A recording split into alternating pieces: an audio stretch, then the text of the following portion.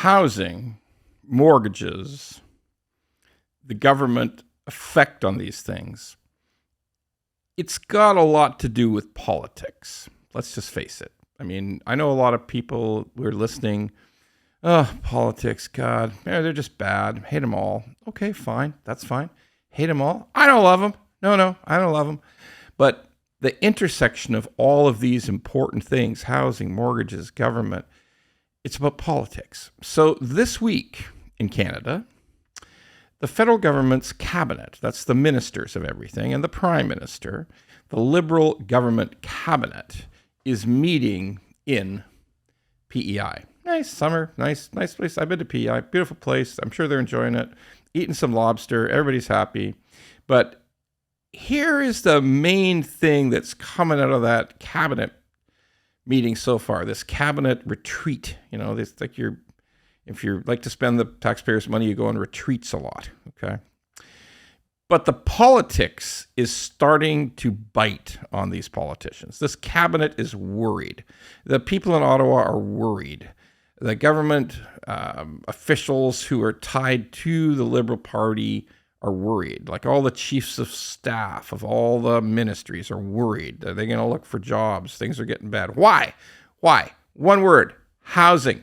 Housing is destroying this government. They did a terrible job. They're a victim of some circumstances, but it's really starting to affect their position in the polls and what's going on. So this whole cabinet retreat is all about housing, mainly, to try to save their ass and try to figure out a way to get reelected in, I don't know, a year, 18 months, 22 months, whenever the election comes up. So what are they talking about doing? There's a lot of talk. They brought in some people I know, some smart people. Mike Moffat, great guy. He's one of the good guys in the housing side. He's breaking a presentation. Like, they're taking it seriously. So here's what's come out of it so far. And this would actually just make you fucking cry. Because the big problem has been for the last 2 years, massive immigration, more immigration than we've ever seen in our lives. We all know I love immigration. Ron Mortgage Guy loves immigration. That's been proven 1,000 times, 1,000 posts, 1,000 videos. It's all there. I believe Canada needs immigration. But it's gotten so completely off the charts that it's turning a housing problem into a crisis, into a disaster, okay? And one of the elements of it is student housing. So let's talk now. You say, what? Student housing? Nobody's living in student housing except students. Why do I worry about it? Because there's the universities and the colleges and all the people who recruit from overseas, bring in overseas students, issue, I think I read 850,000 student visas. Holy shit. And by the way, all of these universities don't provide any housing for them. Like, I'm serious. Like, I'm actually serious. No housing. They have to go out into the communities all across Canada, but particularly in the big centers like GTA, all the towns around the GTA that have universities, and there's lots of them. UBC, all the different universities in British Columbia, the universities outside around Calgary and in Alberta, and hell, all of them. There's pressure which creates pressure on rents. It punches rents up through the roof for people who live in the country full time.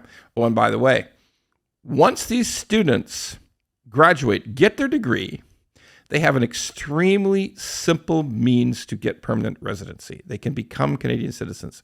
That's a path that is used very consistently. Student visa, get your degree, apply for your permanent residency.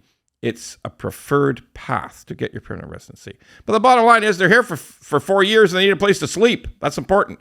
So the government, which is taking a pummeling, the cabinet, which is worried, the party, which is thinking, oh, we're in trouble, we got to fix this, decides, well, student housing. Yeah, it's hard to talk our way out of this. We don't want to limit immigration. We don't want to reduce immigration as part of our policy. But the student housing thing is getting out of hand. Even the government's agreeing. Yeah, it's getting out of hand. So guess what? They've run the story out today that they're thinking about reducing, not eliminating, we're going to reduce student housing. They never said how much. They never talked about it.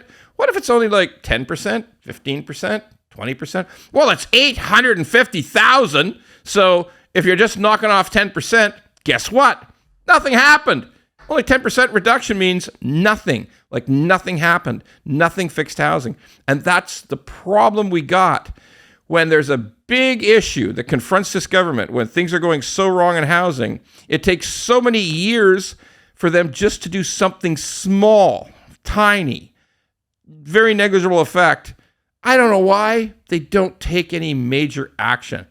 And that is going to put us in a spot. If we're doing to solve the housing crisis is reducing immigration of students, reducing student visas by 10%. Folks in Canada, that's a problem. That's a real goddamn problem. And we got to put the pressure on government somehow. We got to get these people to think harder about this. They need to do 20 things in all kinds of areas, not just 10%, 15%, whatever percent off of student visas. That's not going to do it.